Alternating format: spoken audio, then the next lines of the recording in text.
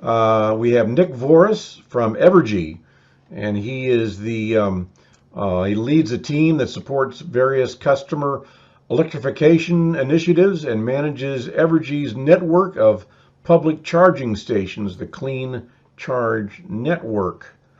And Nick, you probably can enlighten us a little bit more about what your day-to-day activities are like.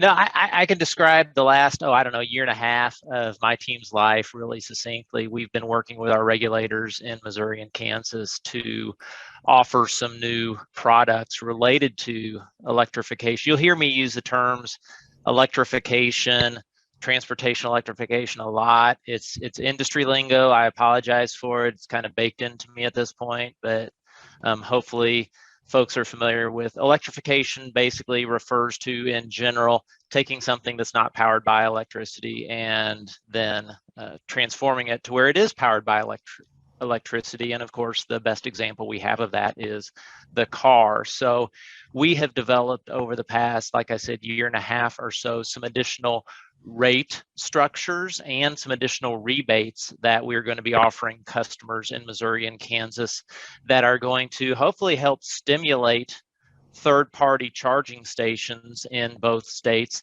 And also we're looking to help offset some of the costs of installing what we refer to as level 2 240 volt charging in individual residences, specifically residences of folks who either own or lease an EV. So we are formally launching both of those programs. They become available to Kansas customers in 3 weeks from now, about mid-April. I'm sorry, mid-March. And then in Missouri, we are planning to launch those about the 1st of March. I'm sorry, 1st of April. I can't keep my month straight this morning. But March for Kansas, April for Missouri. So that's what we're up to. Oh, it sounds like we're moving in a good direction. We are definitely moving.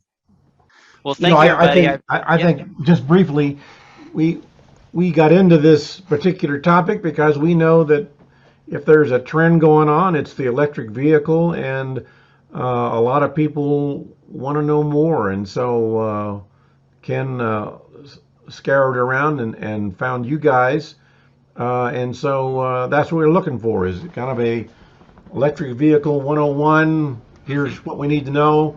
We got generally some pretty savvy people, so don't feel shy about getting into the weeds.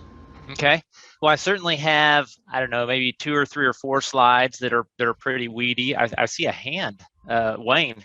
All right. I forwarded this email to my grandson, who is considering an electric vehicle or a hybrid. His wife is expecting their first child in May, so they're looking for something a little larger than they have. The other one I forwarded to my son, and Craig, you may know him, James or Jim Horlicker. Yeah, sure. Lenexa. And I just haven't seen his name on the list either, so I was wondering if this will be recorded to be available. If neither one of them get it today, we will have it recorded, and we will send a blast out to all our friends and members about that. And feel free to use in fact, some people are using the chat already. If I can find out, there it is. So we will get to questions as we go along or at the end. But so let's let Nick. I'm going to go ahead and mute you again, Wayne. Nick, why don't you carry on and give us a foundation, then we'll hit questions later on. Yeah, and I would only ask, insofar as questions are concerned, happy to field them in real time or at the end. Just I'll need some help because I can't see everybody. So Craig or Ken, if you can just kind of navigate me through the questions process and bring those to my attention, then yeah, I would appreciate that. Well, I want you to get started a little bit, and then I'll get into the questions. Okay, sounds good. So yeah, we're going to spend some time talking about basically the industry, what's happening in the industry, and then we'll talk quite a bit about some EV 101 information But before that, because I am a corporate schmuck, you're going to have to endure, I don't know, maybe 90 seconds of corporate stuff. And for those who aren't familiar, which I suspect most are, Evergy is an amalgamation of the former companies Westar and Kansas City that came together in 2018. We are now known as Evergy. We have about 1.6 million customers. We go, I think, just west of Salina, just the other side of Salina, and then looking east, we go about halfway to Columbia, Missouri. So we got a pretty fair stretch of service territory, split customer-wise, revenue-wise, almost 50-50 between Missouri and Kansas at this point. I'm going to skip that. So one of the questions that comes up is why is a utility person kind of talking about electric vehicles from the perspective of stimulating electric vehicles? And of course, the natural assumption is that, well, it's an electricity company, and the more electricity they sell to power these vehicles, the better. And I mean, there's certainly a truth to that, but I think that the broader truth to be focused on is that these vehicles are inevitable, right? That when you look out 20 years from now, things are going to look dramatically different from certainly a passenger vehicle point of view, and the grid itself has to be ready for those vehicles. So a lot of the things that we are doing in the short term are to stimulate EV adoption, because there's definitely some near term benefits to that. Specifically, that additional load, of course, provides revenue that we can use to invest back in the grid, a grid that's going to need to be strengthened from a capacity perspective and from a reliability perspective to accommodate this kind of inevitable transition of the transportation sector. But also, folks who adopt EV vehicles now, that's that many fewer folks that adopt later on. So when we think about kind of that hockey stick of adoption, and I'll show you a hockey stick on a slide later on, we can flatten that hockey stick by pulling some of that adoption forward in time. I think that's about all the corporate stuff we need to talk about. Let's talk about EVs. So the first thing is let's get our nomenclature right and all kind of get on the same page as far as this alphabet soup that I call it of vehicle powertrains. And we'll work from the left to the right. ICE, internal combustion vehicles, that's the vehicles we know. I was trying to think of anything to say about them, and I came up with one bullet point that Carl Benz is purportedly the first person to ever at least have a patent related to an internal combustion engine, 1885, probably Germany, I would guess. Then when you think about going in the direction of electrification, the first powertrain you encounter is this hybrid electric vehicle, and the hybrid has a small battery, and you cannot charge that battery from an external source. So this is still a vehicle that is powered, that is fueled by at the gas pump, but that vehicle is smart and it uses that battery opportunistically to basically take load off of the combustion engine, and the net result, of course, is that your miles per gallon increases. And you see a lot of hybrid, vehicles with hybrid on the side of them that don't plug into anything. They are fueled by gas. It's a very common powertrain right now. So where does that battery get its juice from? It gets its juice from partly the combustion engine and partly from regenerative braking, this phenomenon that hybrids use, plug-in hybrids use, and battery electrics use, wherein you take the inertial momentum. Just the fact that you are stopping a very heavy vehicle creates a bunch of energy. And in all of these technologies, they've found a way to harness or to capture some of that energy and feed it back into a battery. Moving on next, you have the plug-in hybrid electric vehicle. There's a lot of these on the road, and these have a little bit bigger battery, and they are capable of, I will call it, tens of miles usually of travel exclusively on battery. So you can plug this vehicle in and you can charge the, again, relatively modest size battery in it. And then for the first X miles that you drive it, it is going to pull exclusively from that battery, and it's going to behave and feel very much like a pure electric vehicle. After that battery is exhausted or reaches, whatever minimum state of charge the manufacturer has specified, it kicks over to gas. And from there, it's a gas vehicle. I guess it's an HEV, right? Because it's using the battery at that point, like an HEV uses a battery. So you can get tremendous range between the battery and, of course, the combustion engine. And then lastly, you have a battery electric vehicle, and this is the point of no return. This is where you have a large battery, and that is the only source of fuel for that vehicle. So you are charging that battery, and again, that's your only option. So this is what a Tesla, a GM, a Bolt, an EUV. There's many more battery electric vehicles coming out, and as far as the electrification game, this is the end point, right? Where the transportation sector is gradually moving. Now, I would say that when we use the term EV, we are talking about kind of collectively plug-in hybrids or battery electrics. So if the vehicle plugs in and to charge a battery, it's an EV regardless of whether it also has a combustion engine. I will pause at this point and ask if there are any questions. I've unmuted myself, so I'm going to get caught up with our questions.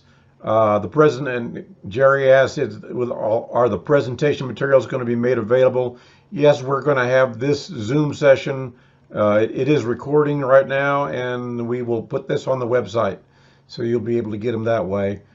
And then Jerry also asked, what might be the cost range for installing a separate panel for 240 charging at home?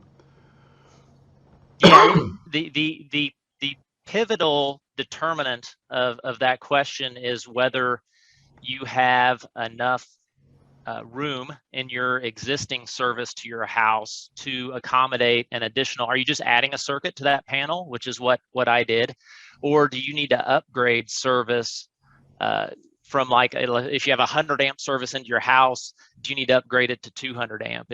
If you're in that situation, then the solution is probably four figures. So you're talking $1,000, $2,000. If you can just drop a new breaker into your existing panel and snake the wire into your garage, depending on whether your basement's finished, if you have a basement, house geometry and layout issues, it can be relatively inexpensive. It can be $500-$600 to $1,000 to $1,500 depending on the complexity of the installation. So I know that I'm all over the board in my ranges, but it really does depend on the capacity of your current electric supply and the layout of your house. Okay.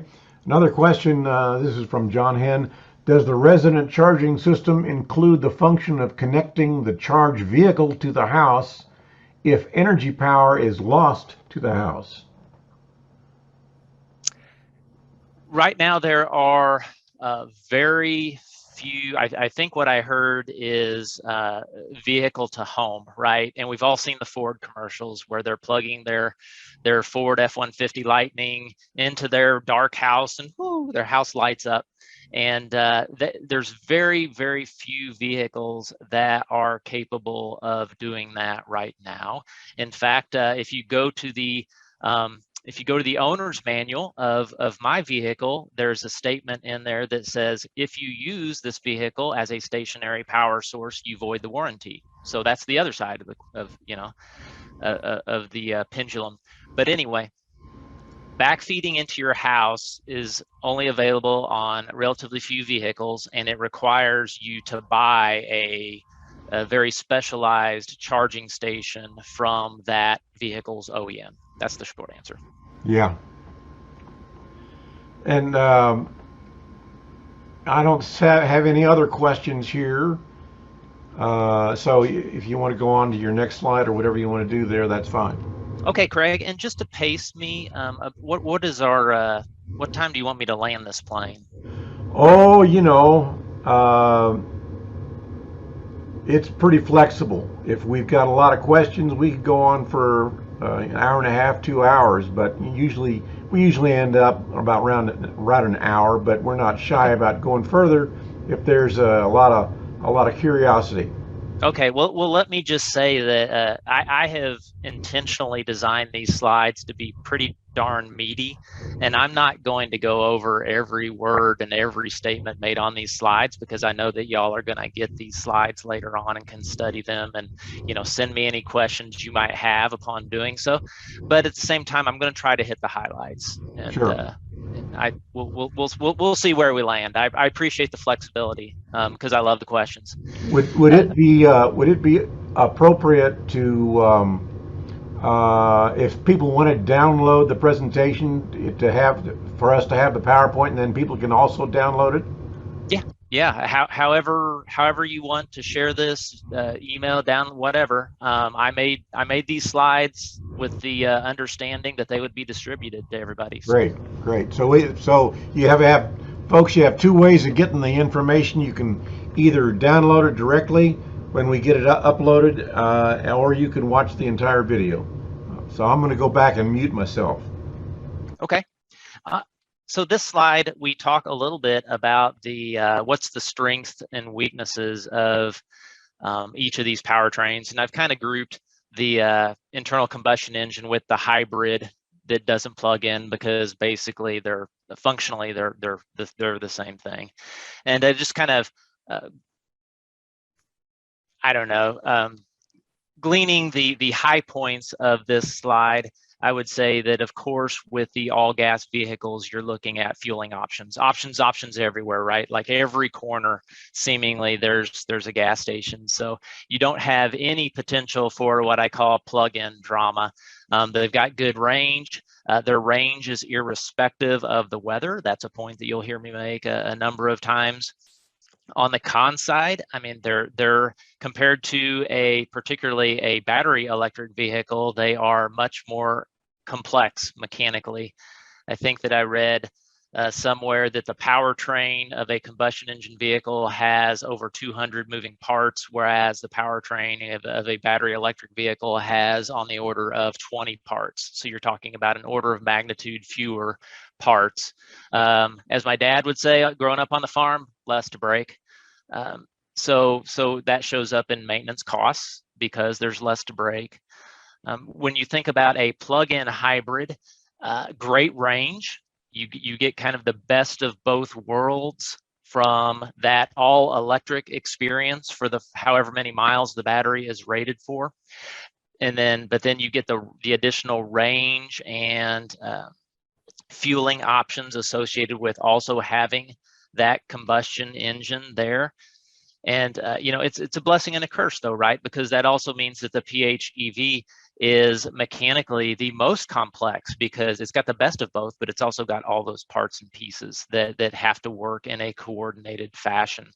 As far as plug-in drama, it's optional, right? You could buy a plug-in hybrid and never plug that thing in a day in its life. I wouldn't recommend it because you're paying a premium for that plug-in hybrid, and it seems like a waste to do that. But it's possible. You could run that thing on gas forever. And then when we get to the battery electric vehicle, if you have ever ridden in one or driven one or own one, you know that they are just I've heard it compared to the first time you go from a flip phone to like an iPhone or an Android smartphone. That's kind of the feel. It's like, I think I've stepped in. I mean, this is a car, but this is something really different from what I grew up with. It's smooth, it's silent, it's responsive. I don't have to go to the gas, station anymore. Life cycle emissions, we should obviously talk about that. It has significantly less life cycle emissions compared to the other two options. On the con side, they're still expensive, The range is limited, and moreover, the range is significantly impacted by weather. At least it is with current battery technology. That will get better over time.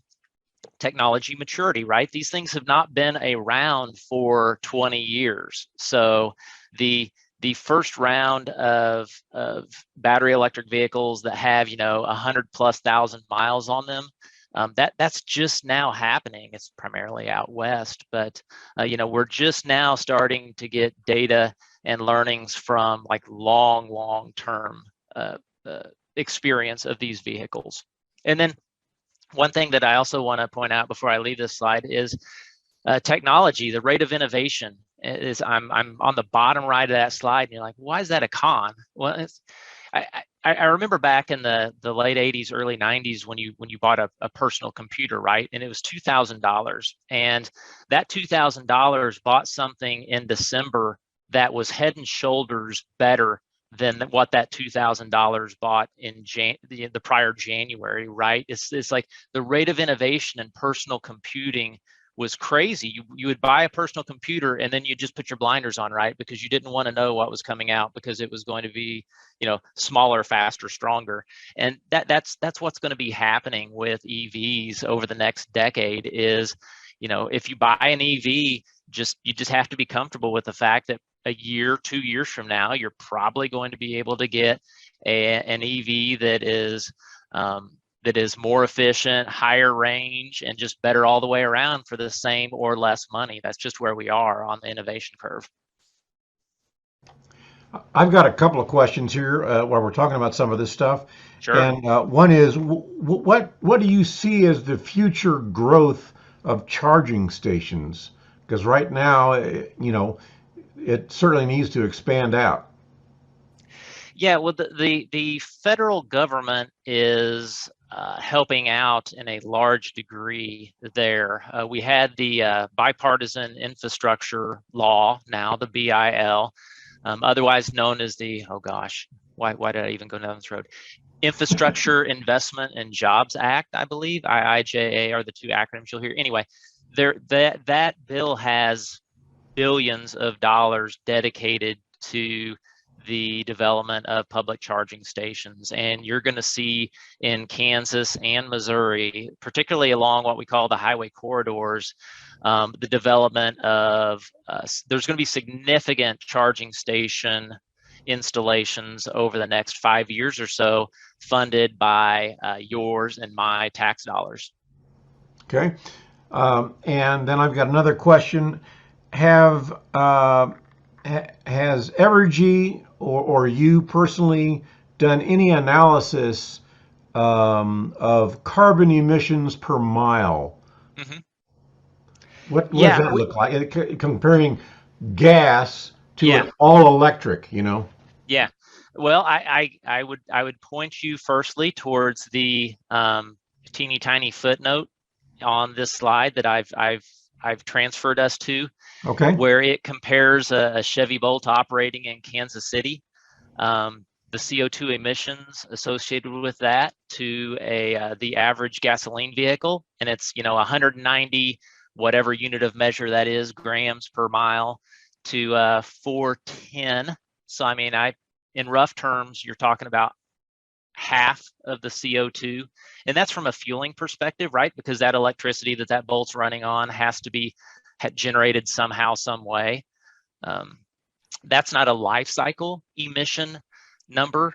A lot of times we like to talk about, okay, well, when you consider the mining of the minerals, when you consider the production of the vehicle, cradle to grave emissions, again, all of the kind of modern day studies related to cradle to grave emissions show that for EVs are markedly better from a life cycle emission standpoint, from a cradle to grave emission standpoint. And on this slide, I've got a link to a study that was released last summer. That's kind of one that industry points to a lot, that talks about, okay, it compares basically how clean is operating an EV in various countries. And cut to the chase, this study concluded that it is significantly cleaner from an emissions perspective to operate an EV in India than it is a combustion engine vehicle. And we all know India is a very coal-heavy country in terms of where its electricity comes from. People like to talk about, you know, the kind of the snide comment you hear about EVs is, oh, they're coal-fired cars.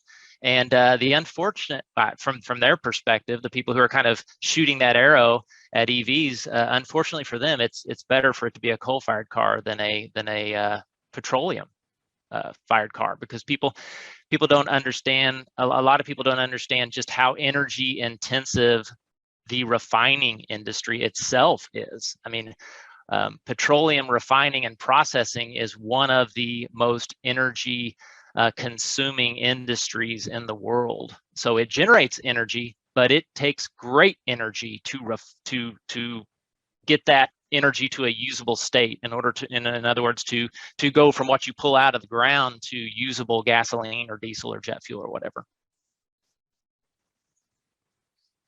And then we have a question from Edna Baginski to everyone. Are we dependent on China for the production of EV batteries?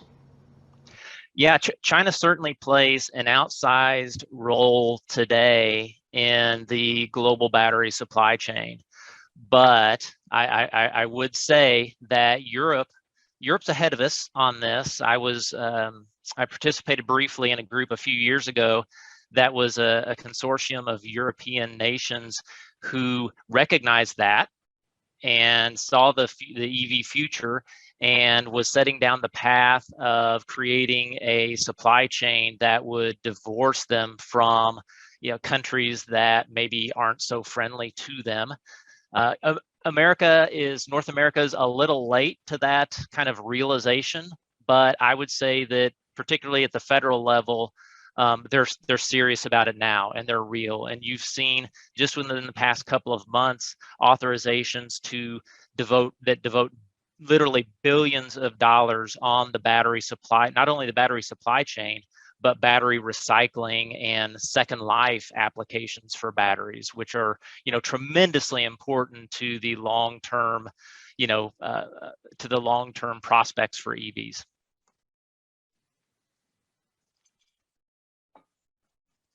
So I think our system here is working pretty good. We'll let you go through a slide, and at the end of the slide, we'll gather any questions that we might have and go from there. So carry on. Okay, well, I'm going to just be real quick on this slide. This kind of takes us a little deeper into the emissions associated with electric vehicles. And we've talked the questions, thank you for those, because they've allowed us to kind of capture the essence of this slide already. The only thing that I would add is that as utilities decarbonize their electricity sources, the emissions case and the emissions advantage of EVs over combustion engine vehicles, it just gets wider and wider, right? So now we were going to talk a little bit about, you know, kind of what's happening with automakers.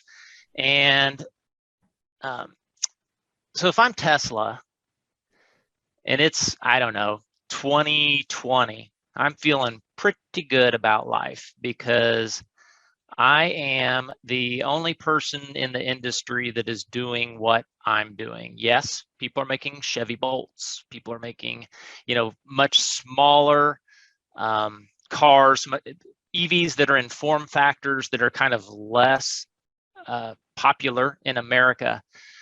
Contrast that with what's happened really since November of, I'll call it November of 2020. It might have been one of several things significant that happened in November of 2020, where the legacy automakers finally said, you know what, we're all in. We are all in. So what you've seen is just the dominoes fall. GM, Ford, Honda, Volvo, they have all, I mean, very abruptly pressed a bunch of poker chips on the table and said, we are going to invest literally tens of billions of dollars in domestic EV manufacturing. Not only are we going to do that, we're going to do that by 2025. So this isn't, you know, kind of the pie in the sky, I'm going to be net zero by 2050 type of stuff that you hear about.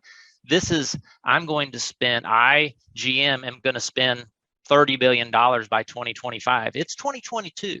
So you don't make a statement about spending tens of billions of dollars by 2025 unless you are dead serious about doing it. So now all of a sudden, Tesla has company in the competition space, and they've got, as this slide says, they've got a company with very deep pockets.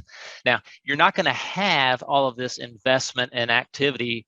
You don't throw billions of dollars at something and not get results, at least, you know, hopefully not. And this next slide shows that results. There's a bunch of numbers on this slide. I'll just highlight a couple for you. At the top, at the very top left, you see there are 61 EV models currently offered in the United States. In the next 2, 3, 4 years, there are going to be 103 new models introduced. So that 103 does not include the 61 that are already on the market.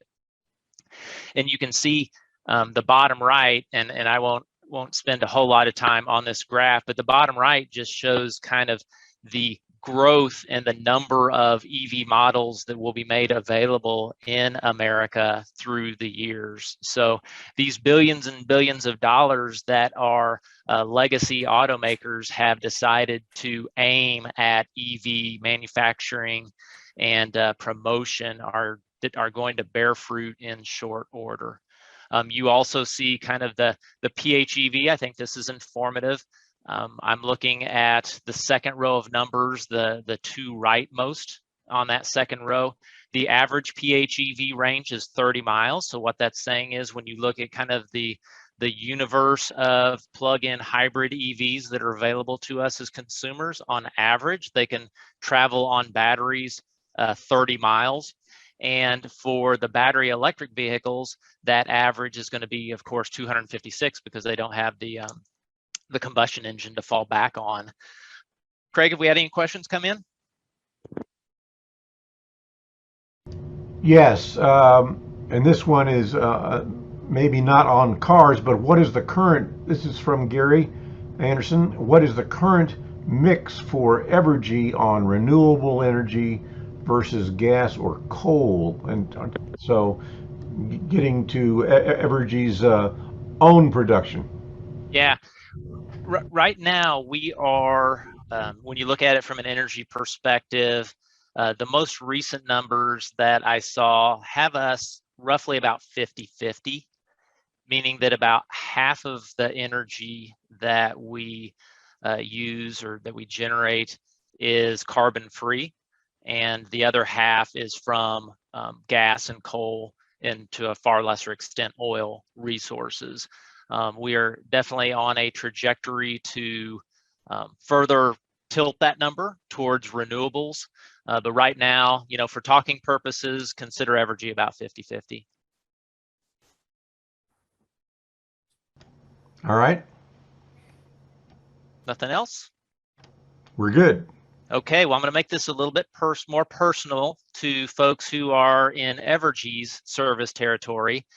This chart shows the number of EVs in our service territory, both from an actual perspective and from a projected perspective. So the gray part of this trend are the actual numbers. In fact, I just put in the 2021, I just got the 2021 year-end number of EVs in our service territory at 3 p.m. yesterday afternoon. So this, until 3 p.m. this afternoon, the actual numbers had taken us to 2020. I was able to add 2021 yesterday. And in short, we have about 11,000 EVs in our service territory, and you can see what's expected to happen from there. We're on a, for the next 5 years or so, we're looking at, or we're expecting the EV population to double every couple of years. That's a very encouraging chart. Encouraging and daunting too, right? When we think about the needs of those and the potential impact of of those vehicles on the grid, and that's something that it's Evergy's job to manage, and we'll talk about that a little bit. A question that I had, you mentioned the billions of dollars that are going into investment. Yeah. What is the dynamic that charging stations will keep pace with that investment? Because I could see a world or a probable reality where there are too many vehicles and not enough charging stations. Yeah, and I think that a couple things to keep in mind is at least with the current administration, there is EVs are priority for the current administration. So, and they've put their money, they put our money where their mouth is, right? Because they are devoting billions of taxpayer dollars to the development of EV charging stations. Now, I would say from a private perspective, you've got GM, Ford, all these folks that are, again, investing tens of billions of dollars in the short term into EVs. It is in their best interest for there to be a competent, functional EV charging network. So I would expect that in addition to the charging station stimulus that we get from the federal government, I think private industry is going to, throw a few dollars and resources at that problem as well, because look at what Tesla's done. 30,000 plus charging stations throughout the world. People can traverse the United States utilizing the Tesla drivers can traverse the United States easily, I would say, using the Tesla network of charging stations. I'm not sure you can do that with non-Tesla vehicles right now, but it's nowhere near as easy. So the point being that Tesla did that not out of the goodness of their own heart. They did that because they know that's going to make it that much. It's going to lower the barrier for people that much more to buy their vehicles. They're not the only people who can connect those dots.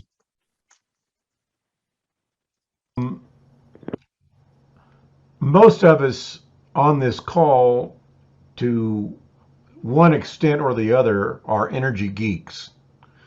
And you obviously have become one because it's your job to be an energy geek. Have you always been an energy geek? Well, I will answer with a brief summary of my life. I grew up on a farm. My dad worked at a coal-fired power plant, and he retired from the utility in Springfield, Missouri. And I went to engineering school, and I went to work for Exxon in petroleum. And then when oil hit $9 a barrel in 1999, I went to work for Black & Veatch and got kicked over to the electric side because the oil side was laying people off. So I have been in energy my entire career, both on the oil side and the electricity side, and I got it honest from my dad. Very good.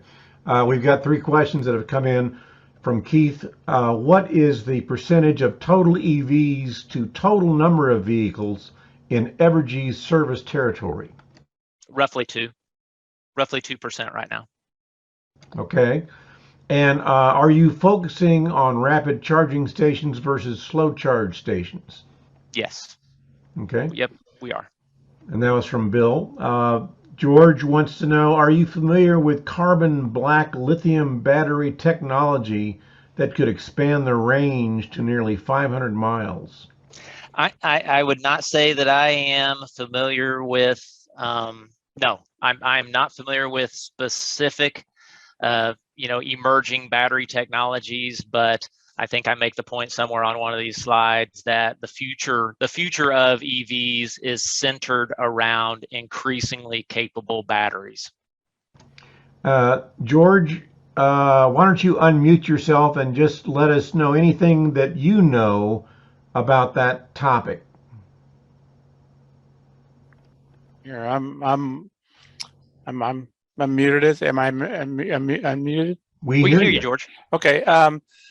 I actually am working on a project for Lindy, where we would supply acetylene to a couple of, but being primarily one at this time, to a company that would turn that acetylene into carbon black to make carbon black lithium batteries up near Washington State, not too far from the Hanford facility. And so, it's kind of they're kind of keeping it quiet. In fact, I'm interested in the secrecy of this battery plant that they're talking about in Kansas. What they're talking about, supporting a plant with tax breaks here in Kansas, that I think is a similar facility. And so I'm a little concerned with the life cycle issue of acetylene being the source of carbon black, but that may not necessarily be the end method of how to make those batteries. So, but it looks like the magnitude, looking at a magnitude of it being fairly sizable battery plant up in Washington State. Very good. Go ahead, Nick. With Well, and while I find my slide advance button, I'll just say, that's just a real world, really tangible example of, this innovation and rate of innovation that I talked about. 5 years from now, the batteries in the EVs are going to be, there's every reason in the world to believe they're going to be head and shoulders better than the batteries that they're putting in EVs today. When the batteries are putting in EVs today are pretty darn good, but they're not without their challenges, and we'll talk about that a little more here. I did a little digging, and I did a little digging online, and I did a little soul searching in myself as an EV owner, and captured a handful of things that EV owners, love and don't love about. I guess I did say love and hate about their vehicles. So let's start with the not great side. What are some of the things that people wish were better about their EVs? And golly geez, real world range and the impact on range of cold temperatures. That's got to be near the top of the list, unless you have really access to charging issues. But which is the second bullet. But I won't get ahead of myself. I'm going to camp out a little bit on this first bullet. I like to think about, being in Kansas City, I like to think about the Wichita test. I think it's a great use case that describes, the situation. Let's say you're considering an EV, an all battery EV, and you're thinking, what is my threshold for trips that I take and being able to make a trip without having to charge? And let's say I go to Wichita, I don't know, once, twice a month. And I was like, okay, well, I want to be able to make that Wichita trip without having to stop to, 10 minutes at a DC fast charger. I want to be able to make it straight through. Okay, it's 200 miles.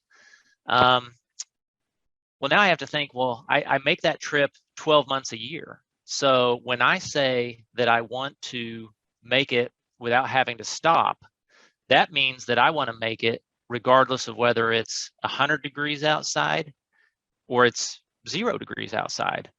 Well, that 0 degrees outside is an issue for current battery technology.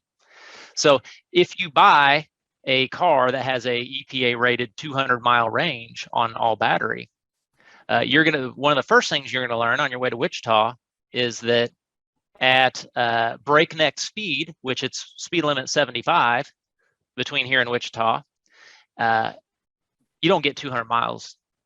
And then what you're going to learn later in the year is that once it gets colder than about 40, all of a sudden that starts eating away at your and before you know it, you realize, boy, if I want to make this trip 200 miles without charging in all conditions, I probably better be buying a car that's closer to a 300-mile range. And that's just the fact of the matter with current battery technology, is that at extremely cold temperatures, you might as well, in your mind, shave 30% off the rated mileage, the rated range of that vehicle, because you're going to see that when it gets cold. Now, the caveat to this is that I'm throwing all sorts of numbers around. The great part about EVs is that we talked about energy nerds, and yes, I'm an energy nerd. I hope I'm talking to a bunch of energy nerds today. The amount of information on the internet is staggering. So if you are considering a particular make and model and you want to know, what is the effect of winter temperatures on this make or model, some person in the web has done all sorts of testing and can give you data from their tests that kind of indicate to you what you should expect. So I hesitate to use the term do your own research, because I've not liked how that's been used kind of in general over the past little bit. But for EVs, do your own research, because there is a ton of data out there about these sorts of things. With that, I feel like I've kind of worn out the wintertime temperature issue, and I suspect we'll have a question or two from it. So proceeding apace with the rest of this slide, upfront costs, obviously there's a price premium right now. It's going down. It is, especially with the availability of tax credits for those vehicles that can still get tax credits. We're going to see more and more vehicles that are attainable for between $20,000 and $25,000. That's just a reality that we are headed for at breakneck speed. That rate of innovation I talked about. So let's spend some time talking about the things we love as EVs, and one is if you have access to charging at home and or work, life is good as an EV owner, because you don't go to gas stations anymore. Your car charges while you're either at work or while you're sleeping. So life is beautiful. The torque and responsiveness and silence, the driving experience itself is unrivaled. The routine maintenance, I think for my car, it's I think the only thing that I read in the manual, unless I missed something, is rotate your tires, and then if you live in a place where they salt the roads in the winter, have your brake calipers cleaned once a year, or at least inspected, because you use your friction brakes so unoften due to the regenerative braking that you can get they can seize up on you and get need to be lubricated. The ability to preheat in a garage with the door closed, that's fantastic. Wake up in the morning and get on your phone app and say, make my car 70 degrees, and then go out there 25 minutes later and hop in a 70-degree car. It's beautiful. And then of course the environmental footprint we've talked about quite a bit as well. The only thing before I pause for questions, the other thing I want to point you towards, and this will be easier when you have a hard copy, is the footnote on this slide, which talks about the federal income tax credit. And I know that came up before we got started today. There is a federal income tax credit that is available. It's up to $7,500. There's all sorts of rules around it. And it's available to both BEVs and plug-in hybrid vehicles, but it's only available for automakers that have sold fewer than a threshold value. I think it's 200,000 EVs. So that being said, just take GM and Tesla off the table right away. They have phased out of this this tax credit because they have sold, quote, too many EVs. Now, Build Back Better was going to greatly expand that tax credit. If there were provisions in there that would put GM and Tesla back into the game, but we all know Build Back Better is it's awful quiet about that right about now. I include a hyperlink in the slide deck that takes you to a website where one can deduce for a particular make and model whether the tax credit is available, because there's also a phase out process where, based on how many cars the automaker has sold, I think it drops from 7,500 to maybe half that or thereabouts before it totally phases out. So with that, I will ask for questions. All right. Bill wants to know, will charging stations at hotels be a utility project or a private sector company project? Yeah, increasingly, you're going to see those be a private sector project. Oftentimes, though, you're going to see oftentimes kind of in the background, you won't know about it as a consumer, but that private project has maybe used a rebate from a utility or from the federal government to help offset some of the costs of installing that. Okay. And Jerry wants to know, backed by Google, PayPal, Uber, and SpaceX, there is also the brand new nano powder battery tech with estimated useful life of 12 million miles, dubbed the Forever Battery, being road tested now. Sign me up. Jerry, you want to enlighten us on that? Unmute yourself. I'm unmuted. I've been following it a little bit. I haven't had time to go as deeply as I want. There's not a lot of information that's readily available because it is an experimental battery and being road tested now. But I wanted everybody to know there was some discussion earlier about coming changes to batteries. And I wanted everybody to know this is a new technology that's being looked at. It's been in the national news that they've referred to it as the Forever Battery, and it's basically I'm not sure exactly the chemical composition of the nano powder battery, but it's a new technology. That's the other thing that they don't know yet, because it hasn't been fully road tested, is what the range is per charge. So it's coming in one way or another. Sounds like another area of innovation. What I'm sure we're going to see a lot of those, if not in some of our lifetimes, but maybe in Nick's lifetime. George wants to know, during a recent period of heavy rain along the 195 or I-95 corridor, there were reports of hundreds of Tesla vehicles stalled. Heavy rain an issue? I've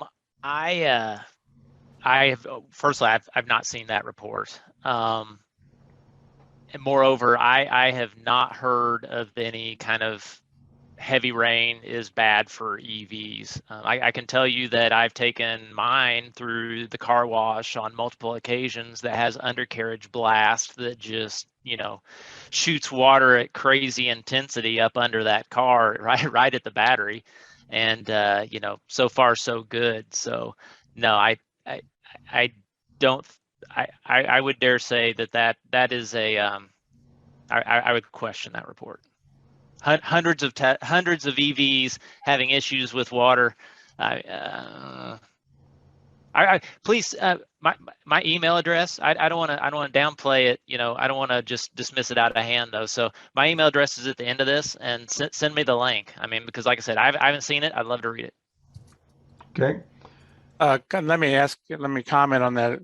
That was a friend of mine that works in the East Coast, was driving along during, he just said he used the term hundreds. It might have been 10 or 15 of them, but he did notice that there were a bunch of Teslas pulled over in a real heavy duty rain where they were going through like 4 inches of water on the highway. So yeah, so the question is, were they pulled over because they can't, or were they pulled over because they were scared? That's maybe true. I just I don't want to falsely give you credit to that report. So yeah, maybe Tesla owners are cowards. Yeah, that's right. Or wise. Yeah, you're sitting on a humongous battery, and maybe driving through 4 or 6 inches of water is not on your to-do list, right? No, I agree. I'm sorry if I hinted at something else. So all right. No, that's interesting. No, that's a fair game. And Carrie Lancaster wants to know, how are consumers charged for electricity used at charging stations? Yeah, depends. I'll start with the charging stations that are owned and operated by the utility, by Evergy specifically. And we have a tariff where the people, let's talk about Hy-Vee. Okay, Hy-Vee has ChargePoint, Clean Charge Network chargers in it. They are one of our site hosts for clean charge network stations. Hy-Vee has chosen to subsidize the energy from those stations. So we're, of course, charging Hy-Vee for the electricity dispensed from those stations, but Hy-Vee is not passing that along. So that's the zero cost option. And then for clean charge stations, where the site host is not paying for the electricity, there is a set cost. I think it's like 30 cents a kilowatt hour. That there's a tariff. There's a clean charge network rate tariff that determines what is charged at those stations, and they are not allowed to charge more than that. Now, for non-utility owned stations, it's the land of free enterprise. If they want to charge $2 a kilowatt hour, or if they want to give it away for free, that's their business. Obviously we charge, if it's EVgo, right? Like EVgo gets a bill from us, and what they do with that bill as far as how they pass that along through the charges they charge customers, that's their business. Is there a quotient of dollars per mile or miles per dollar, comparing gas at its increasing rate now to electrical?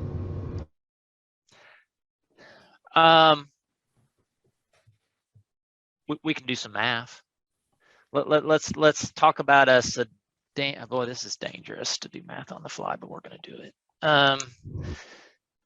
So a sedan is on average 12 months a year in this neck of the woods. Call it 3 miles per kilowatt hour. So 3 miles per kilowatt hour. And if a person is charging at home, then if they're on just like a standard rate, let's just say it's 12 cents per kilowatt hour. 12 cents per kilowatt hour. So I think that comes to 4 cents per mile charging costs. So if I compare that, so that's my fueling cost for that car is 4 cents per mile. So if I compare that to a car that gets 30 miles to the gallon, that would be the equivalent of $1.20 a gallon, right? 30 times the 0.04. So I think what I've just determined is that it's about 30% of the cost to fuel that vehicle versus a gas vehicle gets 30 miles per gallon. That's pretty good.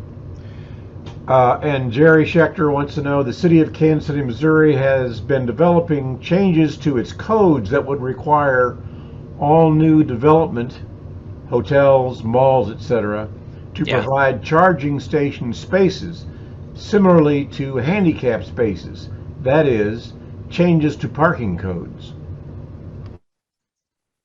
Yeah, St. Louis has done one better, and they have enacted some codes, not throughout the full metro, but in certain parts of St. Louis, where depending on the nature of the business, they have gone so far as to require not only the parking spaces, but running the electrical for charging stations. Even if there are no charging stations at that new location on day one, they want the location to be built with the electrical infrastructure for charging stations. So they've taken their codes to the next level, and in so doing have gotten the attention of certain Missouri lawmakers who are trying to pass a bill, or who have drafted a bill that would require the governments that enact these codes to pay for the consequences of these codes. We don't think that bill is going to get traction, but let's just say St. Louis has been so aggressive that they have gotten the attention of Missouri lawmakers who, let's just say, are not on the EV, not EV enthusiasts. Nick, with regard to Kansas City, the changes to the parking codes have been referred to as EV ready, which implies and would be in the code that the conduits have to be run. Oh, so they're electrical infrastructure as well. Yes. Okay. Well, thank you for that. It's a step behind in terms of timing. Yeah. Yeah. And Jerry, did you say that those are proposed? Where are they in the adoption cycle? It's very early in the process. I was ahead of the group that was developing those code changes, and I'm gone. So I don't know who's there to pick it up. The gentleman who was head of the parking staff left city employment about a year ago. Okay. And the development process stalled a little bit, and then I retired. So I'm not sure I can fully answer that question, because as far as I know, nobody has yet picked it up beyond where we worked on it before. Gotcha. And Wendy Marine was on that development group. Mm-hmm. For everybody else, Wendy Marine is heavily involved in the EV program at Evergy. Mm-hmm. She is on my team, and I get the privilege to work with Wendy Marine every day. With regard to how fast a fast charger can make a complete charge to an exhausted battery, or a home, which I assume is going to be slower charging, how fast for a complete charge on those two types of systems? I really want to do more math on the fly, but I'm not going to subject people to it. The couple things, and we're about to take a deep dive into charging, but just to preface that, DC fast chargers are the role of a DC fast charger is to get you as much charge as you need to get to the next one, or to get to wherever it is you normally charge. In other words, DC fast chargers are not intended to bring batteries to 100% state of charge, really at any time, nor are they intended for every day, every week use. In fact, I suspect every EV owner's manual says something to the effect of, use DC fast chargers, I'll paraphrase, use them as little as you can, because they don't do the long-term battery life any favors. They're for trips, and not for everyday use. They generate a lot of heat. It's stressful for the battery, right? Now, as far as timing, I'll give you a use case. I DC fast charged in Springfield, Missouri. Was it a Saturday or two ago, when I went down there to watch the James River Station chimneys go down? And I went from 18% state of charge to 82 in like 35 minutes. And that got me back to Kansas City with ease. We're going to talk about level 2 more, which is home charging. So I'm gonna put that off until the next slide or two, because there's quite a bit to say about home charging. Edna wants to know if there's any safety issues with charging. I would say this: EVs, public charging stations, nope. Residential charging stations, they are as good as the people who install them and the materials used, right? The one thing we need to keep front of mind is that EVs utilize tremendous power levels for hours on end.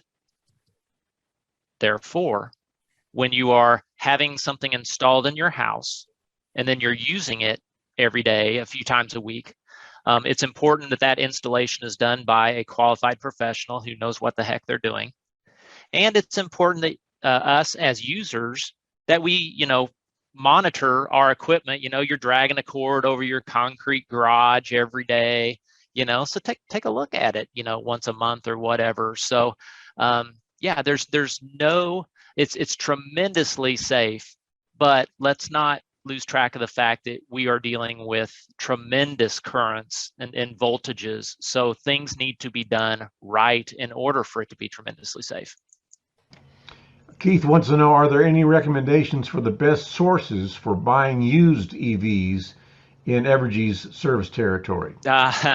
Yeah, we don't have a lens on that just yet. I would say that based on our data, there's not many of them to be had. The used EV market is very nascent in Evergy service territory. So I don't have much for you. I mean, you look at the new market.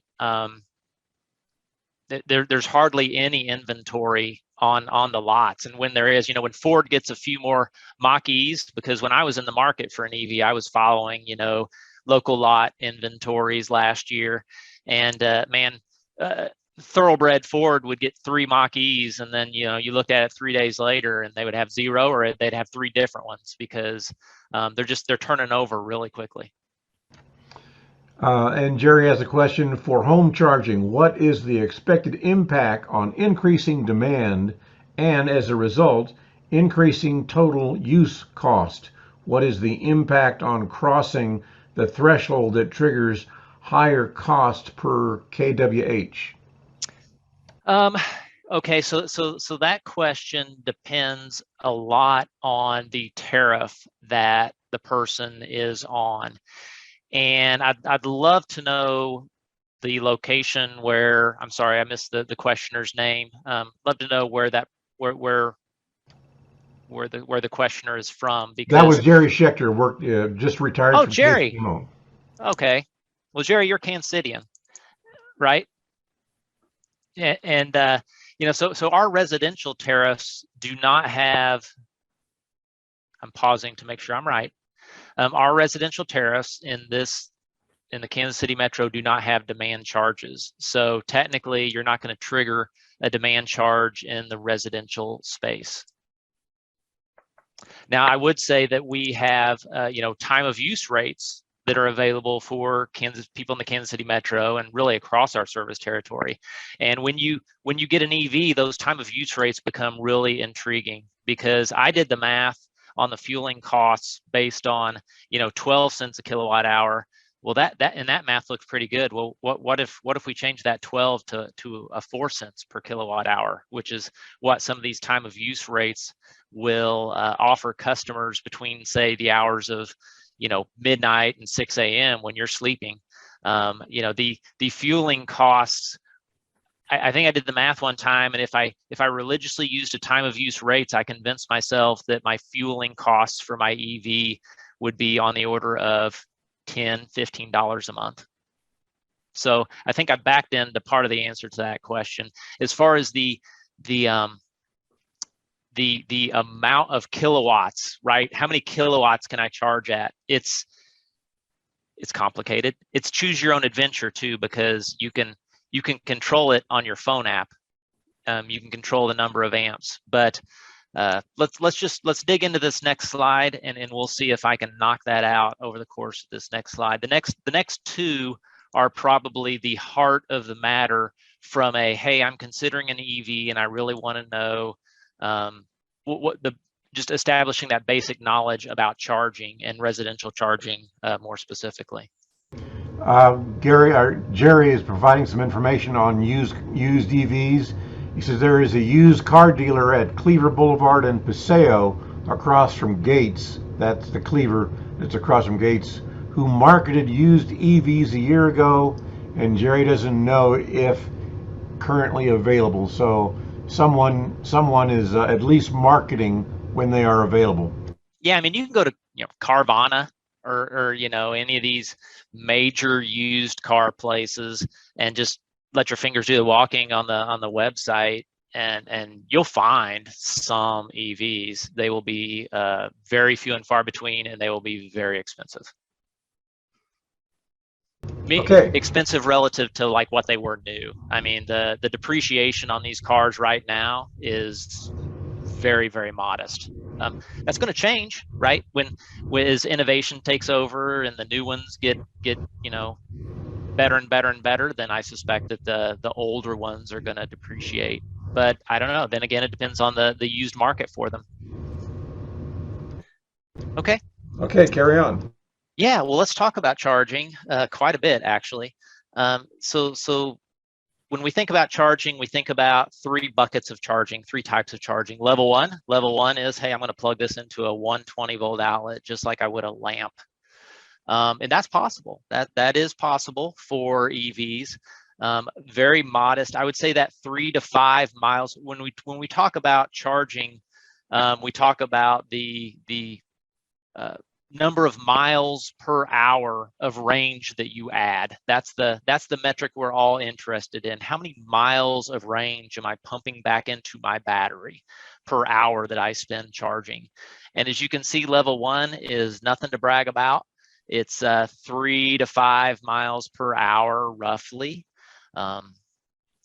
But one of the things that we have learned from lots and lots of research is that just how little the average person drives on a given day. I think the data shows that something like 70% of trips are less than 20 miles or something like that.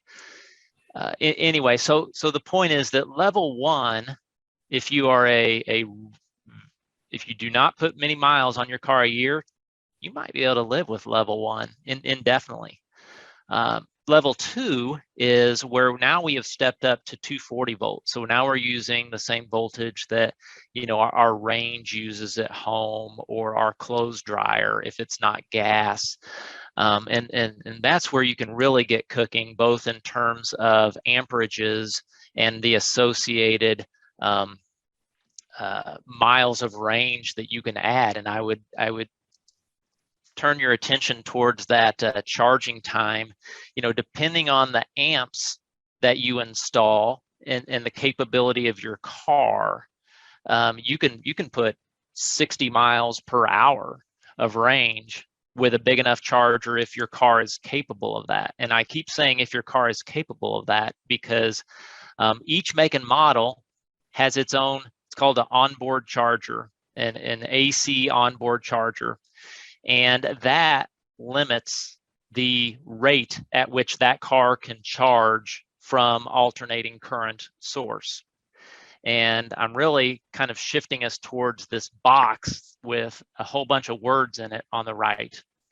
And what I say there is that your actual rate of charging depends on the circuit size that's feeding, your charger, and the capabilities of the car. So I have a 50 amp circuit in my garage that could feed a car at, nominally 10 kilowatts. But if somebody comes with their Nissan Leaf and they plug their Nissan Leaf into my nominally 10 kilowatt charging system at home, they're only going to pull 6.6 kilowatts because the onboard charger in a Nissan Leaf is only rated at 6.6. So you've got kind of two different things going on there. And in the same manner, the rate at which a car can charge on a DC fast charger is make and model specific. A couple of the for energy nerds and for math nerds, a couple of the numbers to keep in mind when you're thinking about how fast a car can charge is just the efficiency of cars. And in general terms, a sedan will get somewhere between 3 and 4 miles per kilowatt hour. Weather is, that's kind of annual average number. Weather hurts that number. And then a full-size truck like the F-150 Lightning and things, okay, well, now we're talking about more like 1.5 to 2 miles per kilowatt hour because these darn things weigh like 8,000 pounds and they're boxy.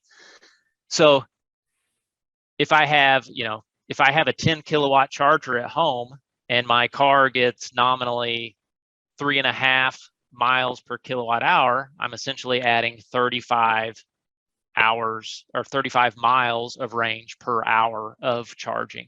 And similarly, I'll repeat it just for clarity.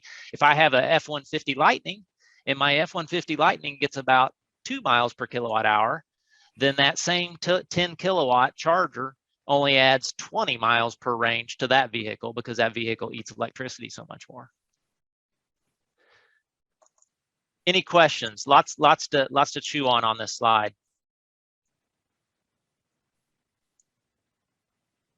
I think we're good. I see Wayne. We got a hand wave. Go ahead, Wayne. Yes, there I've unmuted. So my question was, any commercial charging stations all use the same plug-in? If that's not, I know we out here at our near the interstate, Yeah, there's a Tesla's charging station that has 20 positions to park the cars. So we have quite a bit of service there. But if you bought say a Ford electric pickup, would it have the same plug-in to plug into that service area? yeah, Wayne, great question. Great question. Here's the long and short of it. Tesla, right now they do their own thing. They have their own plug-in and it's proprietary, and a person cannot pull their Ford up to that station and use it. Now, in the future, there is talk about, Elon, we'll all call him by his first name because we hear about him so much in the news, for better or for worse. He, the CEO of Tesla, has talked about opening up the Tesla supercharger stations to other vehicle makes and models. Now, what that is going to require is that either he is going to need to retrofit those Tesla supercharger stations with nozzles that can accommodate other non-Tesla vehicles, or they're going to have to sell an adapter where I can take that Ford and I can plug it into that adapter, and then that adapter plugs into the Tesla, or well, I guess I'm backwards. The Tesla charging station plugs into the adapter, and then the back end of that adapter is compatible with that Ford. So right now, from a form factor perspective, it's basically Tesla and everybody else, but they're going to come together eventually. So if I'm driving a Ford across Kansas right now, or a GM, or a Volvo, or whatever, I'm looking for charging stations that are basically anybody but Tesla, because my car will work at anybody but Tesla's charging stations, if that makes sense. Yes, and I know there's some 3 or 4 chargers at the Walmart parking lot here in Colby, where Yeah. I'm located. And I have a 220 outlet in my garage for a woodworking tool, a planer. Mm-hmm. So I have 220 available, but Yep. it's definitely a different plug-in. Yeah. Well, I can tell you, and we'll get to that. Actually, that's a great. We'll talk about this. Firstly, Okay, though, any more questions? We'll get to that, Wayne. Thank you. Any more questions, though, Craig? No, we're good. Oh, Okay. yeah, one from Rejane, or John, I guess, probably. Is there an SAE standard for connectors? Yes. That's the. I'm trying to think if it's an SAE or ASTM, but J1772 is kind of what the non-Tesla world uses. J1772 is the standard form factor. And yes, I am Googling that on my other monitor just to make sure that I haven't. Yes, SAE J1772 for the win.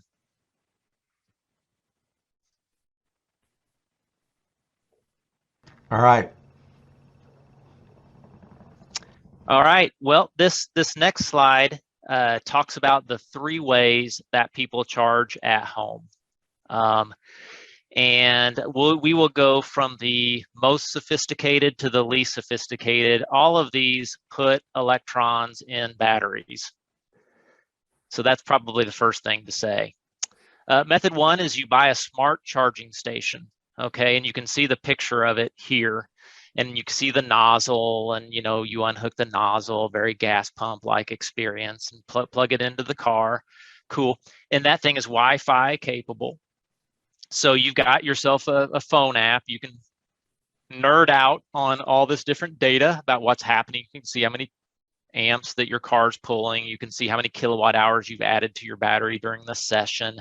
You can program the charger to allow, you can plug it in, walk away, and then program your charger to, add energy to your battery between midnight and 6. So you can do all that from the app.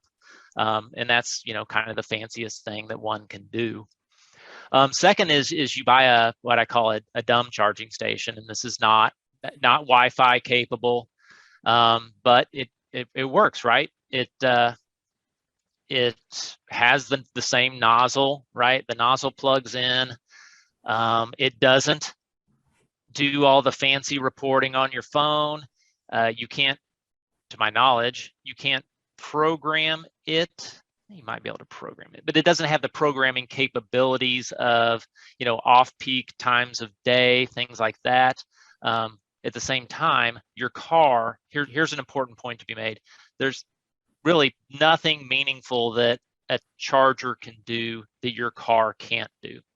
In other words, your car's onboard electronics give you full ability to program what times of day you want it to charge, how quickly you want it to charge, things like that. So much to smart charging manufacturers' dismay, the onboard capabilities of the car are as good or better than theirs. So because of that, I don't really recommend a smart charging station. I think there's unless you have lived somewhere, and people who are Evergy customers do not, but unless you live somewhere where the utility uses that smart charger to do something that adds value to you and to them, a smart charger is really unnecessary. Dumb charger, fine. The simplest thing you can possibly do is to use the cord set that comes with the vehicle. And increasingly, and this is a picture of the Tesla mobile cord set that is shipped with the vehicle. This thing is really, it's, and I'm going to see if I can, yeah. Oh, good. Look at me now. Let's see if I can zoom in on it just a little bit. That's good. But yeah, so this in theory is meant to kind of stay in your trunk. And when you're traveling, you have this thing in your trunk and you see where it's got a plug in. That's a 240 volt NEMA. It's called a NEMA 14. I think that's a NEMA 1450 plug that's on the left end of it. And then of course, this right here, I'm just noticing that. Can you see my pointer at all? If I do that? No. That's unfortunate. So you see the nozzle that plugs into the car, okay? So this is called the mobile connector or something, I don't know. And Mach-E's, Ford has their version of it, GM has their version of it. Well, increasingly, and this is what the words say that I'm kind of zoomed in too far, but increasingly EVs are shipping with these. And a lot of folks like me just use this every day in their home. So I installed a 240 volt outlet, not unlike what my dryer plugs into. And you see that I plug that into there and boom. So I've got a 240 volt outlet, this cord, plug it into my car. Now, the beauty of this is that you see this, the box at the bottom middle, I don't know, there's probably a transformer in there or something, I don't know. There's electronic circuitry and whatnot in there. Well, that piece, the plug-in adapter, that detaches right there.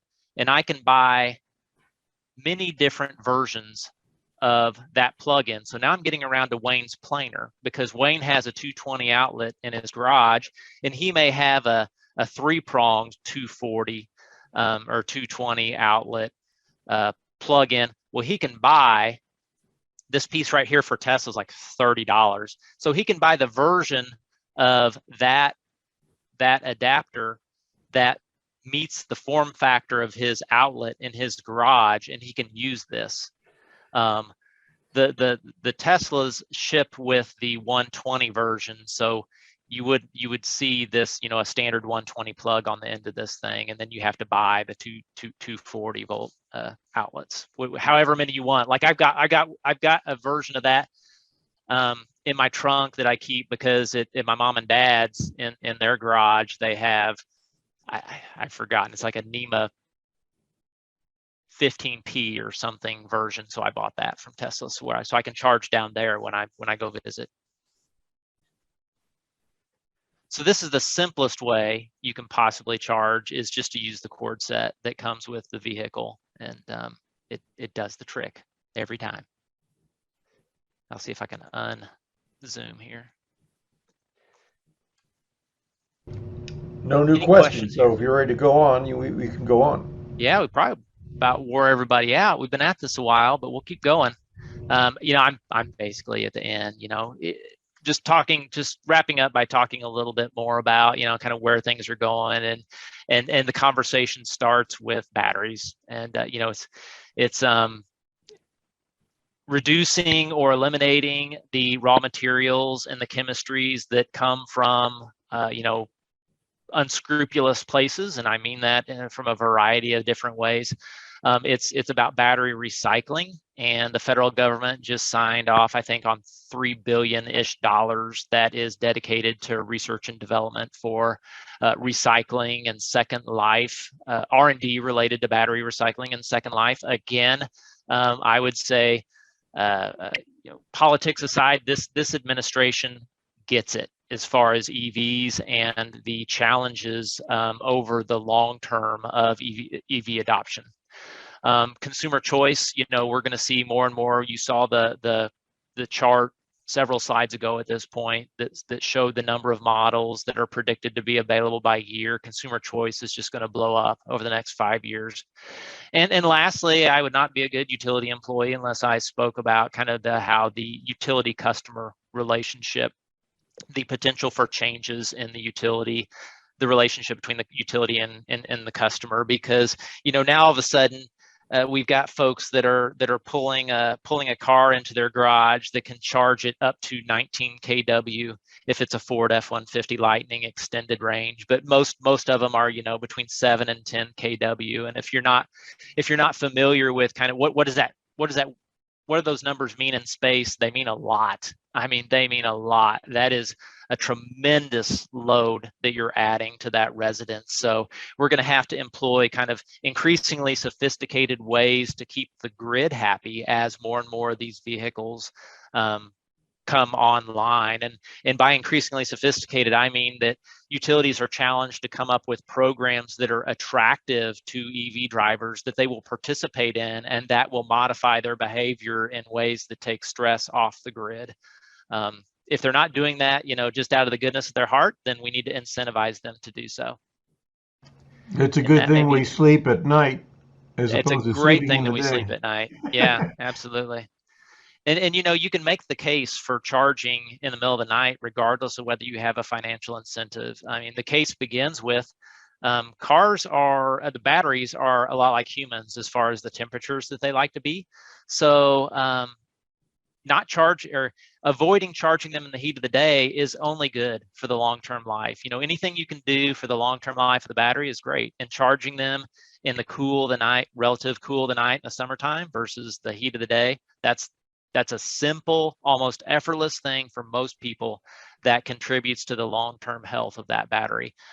Last slide of any meaning is just a few hyperlinks to websites that I like. There's a million others out there, but here's just four or so that I like. And we've landed the plane. A couple of questions have landed in here. One from George Hake. How close are we to getting V2G and or V2H with Evergy? Whatever those terms mean. Yeah, so vehicle to grid is, you know, that harkens back to our earlier conversation about the F-150 Lightning commercial where you see the truck, you know, light up the house that had lost power. That, to any meaningful degree in the residential space, I would say not close. There's a lot of I was talking to somebody the other day, yesterday actually, about this, where it's kind of one of those situations where the technology is out in front of the governance of the technology. Probably not the only example of that in history, but maybe the latest example, where we don't have a lot of the safety standards and infrastructure requirements and things like that to be, backfeeding houses like crazy yet. But it's coming, and as we see from that Ford and from other vehicles, the technology from a vehicle perspective is there, but there's a lot of things to do on the residence utility end. There was a second part of that question that I forgot. V2H. Well, that's vehicle to home. Vehicle to grid. Now, I will say about vehicle to grid, as far as outside the home, lots of stuff happening with school buses. Again, we don't have kind of the tariffs and the governance to yet, but it's coming, because school buses are a very intriguing, compelling vehicle to grid proposition, because they get used during the day, or they sit during the day, right? At noon, 1, 2 o'clock. They're sitting and then they get used. So just the usage pattern of school buses lend themselves to vehicle to grid. So we're seeing a lot of activity related to that. That's going to be something. Then the last question that I've got, now I got another one here from Jerry. What is Evergy doing to adequately upgrade the grid to address the projected demand and data increases? Yeah, so we're doing it. We're doing a couple things. We are beginning to offer some new time of use rates that are giving people that financial incentive to charge their vehicles off peak. In the commercial space, we are rolling out a time of use rate that is available to our transit customers. So like KCATA is going to be going on our time of use rate for their big buses. And then we have a commercial time of use rate in Kansas. We're still fighting for it in Missouri, that would apply to basically all other fleets. So think about Amazon, right? Amazon wants to bring, hopefully this isn't, I'm not speaking out of turn, but Amazon wants to bring, hundreds of EVs into the KC metro area, well, into our service territory for their deliveries. And they would be able to use our time of use rates that incentivizes them to charge off peak. So that's the first thing that we need to do, to mitigate grid impacts, is to get people charging when the grid has capacity. As far as, nonetheless, as the transportation sector electrifies, it's going to be unavoidable that we're going to have to make, targeted investments. And we have it's called an EV impact study that is kicking off, I think, next month. We've partnered with a local consultant that's really helping us wrap our arms around what that investment might look like, both from a amount of investment and where, geographically, where does that need to occur. So it is all of a sudden, it's kind of a new table stakes function of utilities to understand, react, and be proactive to EV adoption. And how is the Evergy region doing compared in terms of innovation and being up to a high standard compared to other areas of the country in terms of just what they're accomplishing? With respect to EVs? Just getting ready from a system standpoint, from an infrastructure standpoint. I would say that I have relatively limited view into kind of peer utilities where they are. I would say this: we still are relatively young in the EV adoption curve, even though you see how steep it is. So we're doing. I would say that the amount of activity that we have with the EV impact study and other long-term planning functions is appropriate, and I would argue it is proactive given where we are, at 2% market penetration with EVs. So I don't know if that makes us better or worse than, say, sunflower out west, but I like where we are nonetheless. And the last We're at the question I wheel. have, I say what? I said we're at the wheel. We are Gotcha. firmly at the wheel. Last question I've got is from Charla. The Ford commercials have a small disclaimer that says the ability to power the home is future technology and not yet available. I guess that was just info. Yeah, I believe it's. I'm curious whether they say it's technically available. Like from a engineering perspective, it can be done. So I don't know if they're saying it's not available now because of the legal and other governance perspectives. I would argue it is very much available from a widgets and circuitry perspective. Wow. Nick, you've done this an amazing job. And I know that I thank you and everybody here thanks you. There's a hell of a lot of information here. And we'll try and let other environmental organizations know when we get this up on the website, which will probably be in a couple, 3 days, that this is an excellent resource for folks who are interested in this. You've really covered the bases. Thank you so much. You betcha. And again, thank you for having me. Had a blast. To your point about being an energy nerd, getting up and coming to work to talk about EVs on a Saturday morning for 2 hours, I love it. I love it. That sounds great. Any final comments from anybody? Yeah. Unmute yourself. Go ahead. I'm on mute. Can you hear me? Yep. Yes. Okay. Yeah. Since I got my solar system in a battery backup, I was hoping this V to H would be available, but the Ford, it puts out 240 at 85 amp. It's like almost having 100 amp service. So I live in Fairway and we lose power occasionally, probably more than we like. And it'd be nice to have a big battery vehicle that you could plug into your house and run it. Basically talking to have a PHEV where you could run the car outside and turn it on and then run the cord back in to run your house when there's a power outage. It's a real possibility. Last year when Texas was in their crisis, having that feature available would have really been a big help to them. Yeah, and that's about absolutely. all I have to say. Yeah, and one of my takeaways from this is I think that Ford and that ability to backfeed a home, that has come up enough times during this presentation it sends a clear signal that's very intriguing for folks and probably is not getting talked about as much as it should on the utility end. So I'm going to be taking that back to inform our EV planning study, to just say maybe we need to fold that element into our study. So I appreciate that feedback a lot.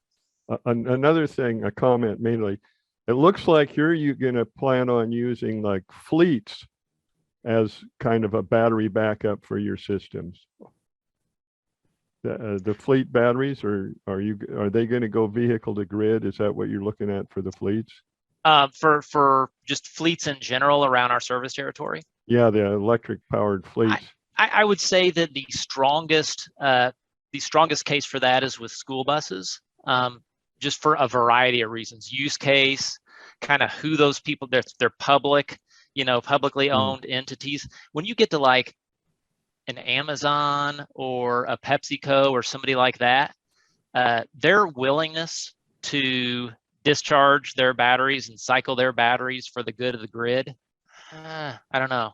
And also, you also run into this, okay, if it's a passenger vehicle or thereabouts, you run into this same statement like is in my owner's manual that says, hey, if you use this as a stationary source of power, you no longer have a warranty.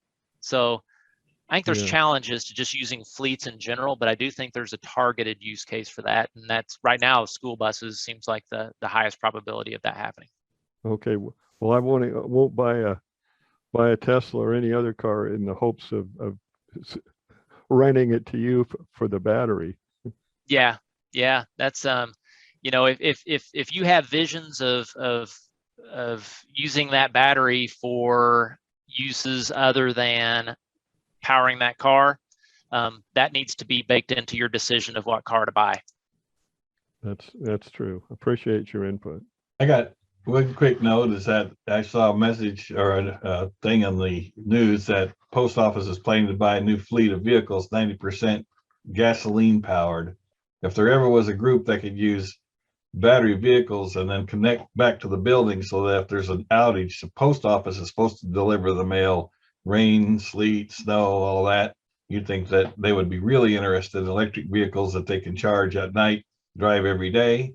And then if something happens and they go down for whatever reason, that the substation blows up and they don't have power for a week, they would still be able to bring up their essential equipment. But If there ever was a group that sorely needed enlightened leadership, that would be it. Yeah. Nick, if you would send Ken the PowerPoint, and then I'll send him the video MP3, MP4 file. So this will be up on the web, and sometime in the coming week. Again, golly, this has been really timely and very, very informative. So thank you much. Glad it was, and I know it's probably like drinking from the fire hose a bit, but I did design the deck to be kind of sat with, and if you guys have any questions that bubble up as you digest some of the things that you see on these 20 some odd pages, please, email address is there on that last slide, which you can't see, but there it is. Very good. And thank you, Ken and Craig, for doing this. You bet. All right, folks. When I click the end button, it'll end it for all. So have a wonderful day.